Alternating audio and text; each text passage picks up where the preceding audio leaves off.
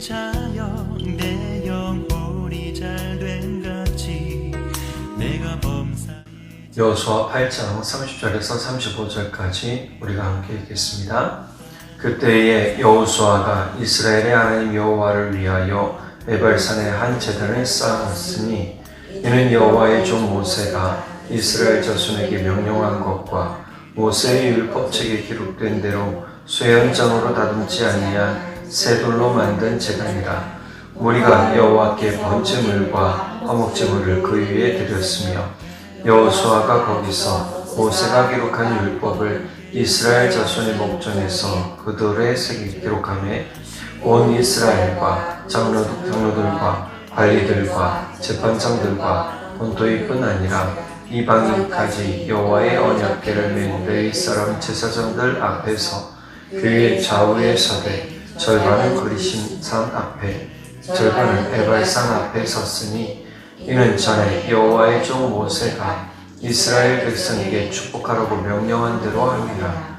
그 후에 여호수아가 율법책에 기록된 모든 것대로 축복과 저주는 율법의 모든 말씀을 낭독하였으니 모세가 명령한 것은 여호수아가 이스라엘 온 회중과 여자들과 아이와 그들 중에 동행하는 거류민들 앞에서 낭독하지 아니한 말이 하나도 없었더라. 아멘. 할렐루야.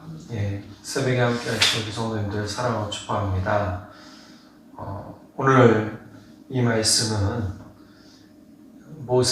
모세의 명령을 따라서 에발산에 제단을 쌓고 또 하나님의 말씀을 선포하는 그러한 장면입니다. 우리가 이미 봤듯이 여리고성과 아이상을 함락하게 되죠. 그런데 이것 다 어떻게 해요? 하나님의 방법대로, 알려주신 방법대로 싸워서 승리했습니다. 그러니까 이것은 전혀 이스라엘이 우리의 힘으로 했다라고 할 만한 게 하나도 없더라는 거죠.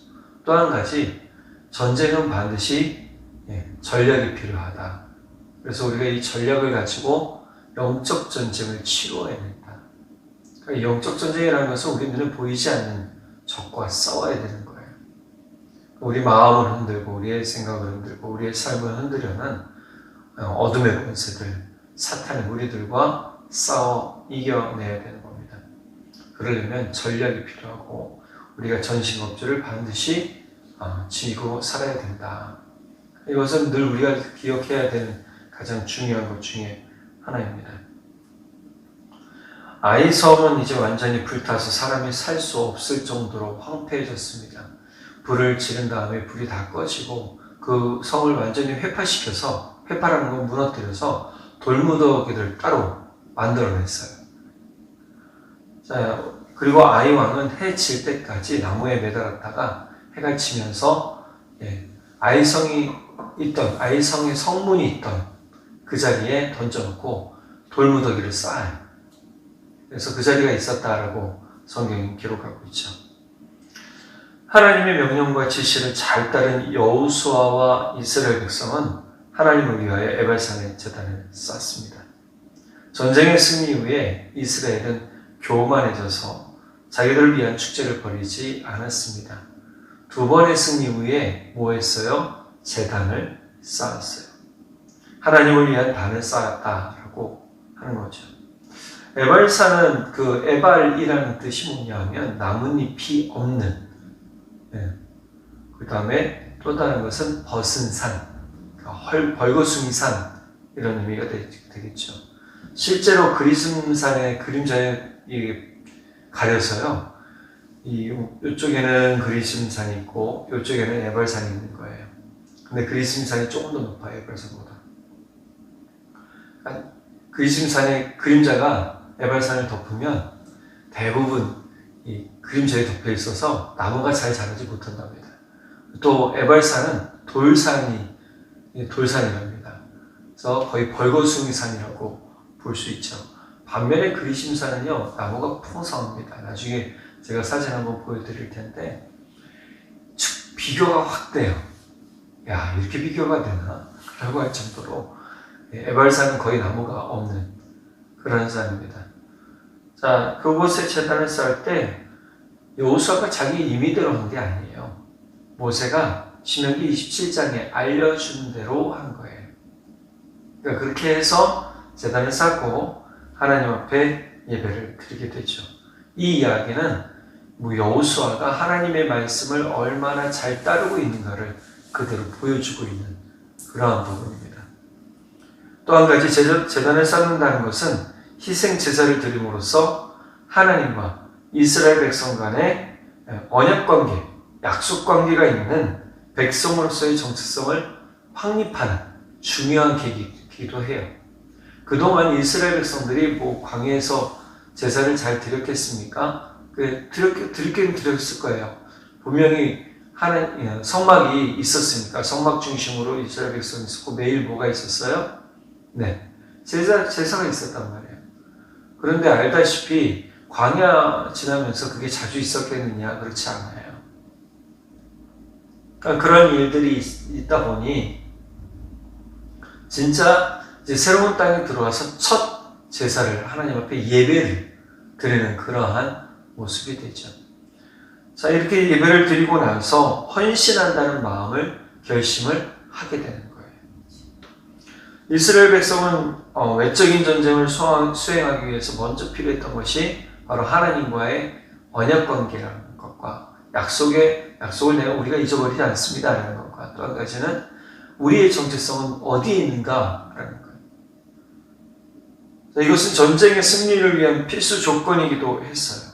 그래서 헌신의 의미가 있는 번제와 감사의 제목에 있는 화목제를 하나님 앞에 드렸단 말이에요. 번제와 화목제를 드림으로써 하나님께서 주신 기업에서 내가 충성스러운 백성이 되겠다라고 약속을 하는 것이죠. 그리고 하나님께서 베풀어 주신 은혜와 또 그 사랑에 감사하며 하나님과 화목을 이룬 후에 전쟁에 임하겠습니다라고 얘기하는 것과 같아요. 자, 이스라엘 백성들은 지금 하나님 앞에서 내가 내 힘으로 싸우지 않고 하나님을 의지하여 싸우겠습니다. 이 가나안 땅의 정복 전쟁을 내가 어떻게 하겠다? 내 힘으로 싸우지 않겠다. 하나님과 함께 싸우겠다. 하나님이 앞서가시면 우리는 뒤따라가겠습니다. 라고 얘기해주고 또 한 가지 나는 하나님의 백성입니다. 라고 얘기해주고 우리는 앞서서 지난번에 말씀드렸지만 하나님의 뒤만 쫓아가면 돼요. 반드시 승리해요. 또 한 가지 내가 그리스도인이라는 정체성이 있어야 돼요. 그러니까 내가 그리스도인이라는 정체성이 없으면 자꾸 세상 가운데 세상의 모습을 보고 부러워하면서 내가 믿음 없는 모습을 보여주고 믿음 없는 말을 하게 된단 말이에요. 그러니까 믿음이란 뭐예요? 내가 하나님 안에 있는 약속받은 백성이라는 확신이 있는 것, 그것이 정체성인 거예요. 내가 구원받은 사람이라는 것, 예수 그리스도를 통해 구원받은 사람이라는 것에 대한 정체성이 확실히 있을 때 우리는 세상 가운데 휩싸이지 않아요. 다윗이 사무엘상 17장에 보면 다윗이 골리앗과 싸우는 장면이 나와요. 아버지의 심부름을 하러 형들에게 도시락 전해주러 가잖아요. 그러다가 이스라엘을 희롱하는 덩치 큰 골리앗을 봤단 말이에요. 마음에 불같은 하나님의 의가 솟아올라와요. 다윗이 골리앗과 싸우겠다라고 결단을 하죠. 얼마나 작은 소년이에요. 소년에 불과합니다. 그보다 2배는 더 큰, 2배 반은 더 큰 골리앗과 싸워야 돼요. 그런데 다윗이 뭐라고 고백하냐면 이렇게 고백합니다.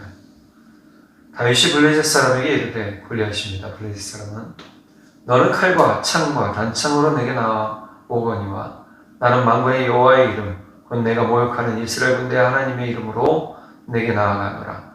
오늘 여호와께서 너를 내 손에 넘기시리니 내가 너를 쳐서 내 목을 베고 블레셋 군대의 시체를 오는 공중의 새와 땅의 들짐승에게 주어 온 땅으로 이스라엘 하나님이 계신 줄 알게 하겠고 또 여호와의 구원하심이 칼과 창에 있지 아니함을 이 무리에게 알게 하리라.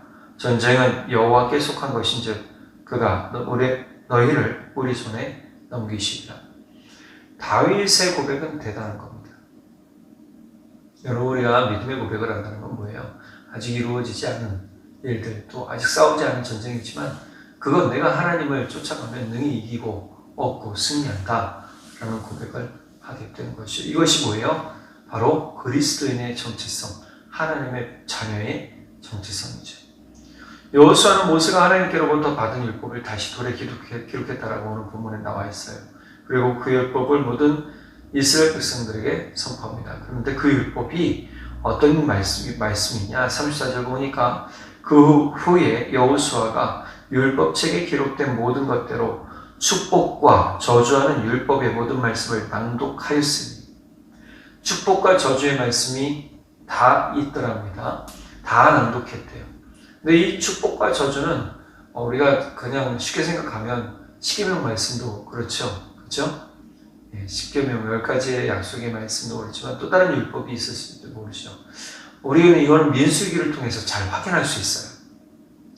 민수기와 신명기를 통해서 확인할 수 있단 말이에요.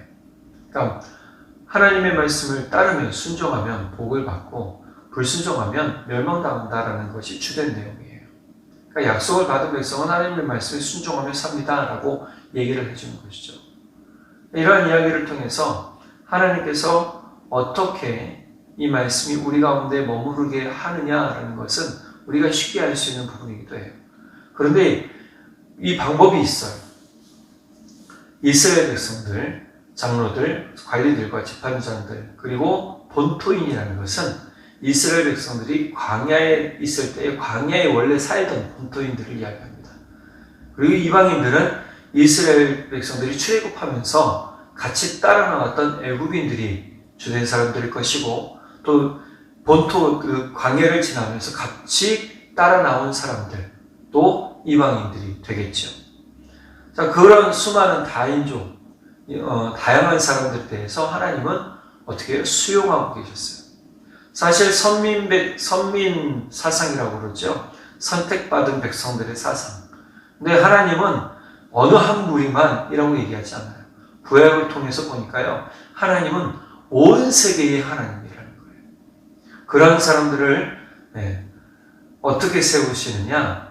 언약궤를 에발산과 그리심산 딱 가운데 계곡 사이에 딱 세우고 이스라엘 백성들을 6지파 나눠서 세웁니다. 자, 이 세워서 에발산을 등지고 궤를 바라보게 하고, 언약궤를 바라보게 하고, 그리심산을 등지고 언약궤를 바라보게 합니다. 그리고 그리심산은 축복의 산, 에발산은 저주의 산, 이렇게 얘기를 하죠. 자, 이 6지파, 축복의 산 그리심산의 선 6지파는요, 축복의 말씀이 선포될 때는 그들이 아멘하는 것이고, 그리심산에 선 사람들이 아멘하고, 저주의 말씀이 선포될 때는 에발산 쪽에 등지고 섰던 사람들이 아멘하도록 했습니다. 축복의 내용을 낭독할 때 그리심산에 등지고 섰던 사람들은요, 시므온, 레위, 유다, 이사갈, 요셉, 베냐민 지파가 아멘으로 화답했고, 저주의 내용을 낭독할 때는요, 에발산에선 루벤, 갓, 아셀, 스불론, 단, 납달리 지파가 아멘으로 화답했다라고 얘기를 해요. 우리는 보통 말씀을 들을 때 어떤 말씀도 교환해요? 축복의 말씀도 교환하잖아요. 근데 성경의 대부분의 내용은 뭔지 아세요? 싸우거나 저주하거나, 우리가 흔히 얘기하는 안 좋은 말씀, 저주의 말씀 우리가 잘 안 들으려고 하잖아요. 저주의 말씀이 경계의 말씀이기 때문에, 권면의 말씀이기 때문에 우리도 이 말씀을 잘 들어야 돼요. 그러니까 가릴 게 없어요. 지금 여호수아는 축복의 말씀과 저주의 말씀을 동시에 하시면서 이스라엘 백성들이 너희들이 복을 받기 위한 방법, 복을 받는 삶이란 무엇인지를 깨닫게 해주는 거예요. 우리가 말씀을 가려드리면 안 됩니다. 말씀, 제가 이렇게 우리 신년 되면 소고행신 예배 때 말씀 뽑기 하잖아요. 대부분 거기에 나온 말씀들 보면 축복의 말씀이 많아요. 또 한 가지, 경계되는 말씀도 있어요. 이렇게 하면 복을 받는다, 이렇게 하면 잘 될 것이다, 용도한다. 그런 부분에서 보면 우리가 말씀을 참 잘 받으려고 한다라는 생각도 들지만, 그러나 저주의 말씀을 들을 때 마음의 찔림 때문에 어떻게 해요? 그것을 잘 안 보려고 하죠. 그러나 가장 복되는 건 뭔지 아세요? 말씀을 들어 내 마음에 찔림이 오는 것이 복이 되는 거예요. 그러면 내 마음이 어떻게 해요? 아직까지 살아있는 거예요. 하나님의 말씀에 반응하고 있다는 거예요. 그런데 경계의 말씀과 훈계의 말씀이 들려졌는데도 아무 느낌이 없으면 그 마음은 잠자고 있거나 죽은 거랑 다름없는 거죠. 우리가 여기 살아있다는 것은 하나님의 말씀을 가려듣지 않으며 아멘 하는 겁니다. 그것이 너무너무 중요하더라. 자, 두 번째로는 이 부르심을 받은 공동체 모든 사람들은요, 하나님의 말씀을 듣고 지켜야 한다라는 것에 있어요. 35절 볼까요? 모세가 명령한 것은 여호수아가 이스라엘 온 회중과 여자들과 아이와 그들 중에 동행하는 거류민들 앞에서 낭독하지 아니한 말이 하나도 없었더라. 여호수아는 모세가 하나님께 받아온 모든 말씀들을 하나도 빼놓지 않고 뭐 했다는 거죠? 다 봉독했다는 거예요. 읽어주었다는 거예요. 그렇게 선포를 했어요. 자기 임의대로 또 변경하지도 않았어요. 더 첨가하거나 빼거나 하지도 않았어요. 모세가 받은 하나님께 받은 말씀을 그대로 읽어요. 이 이야기는 굉장히 중요한 의미가 있어요.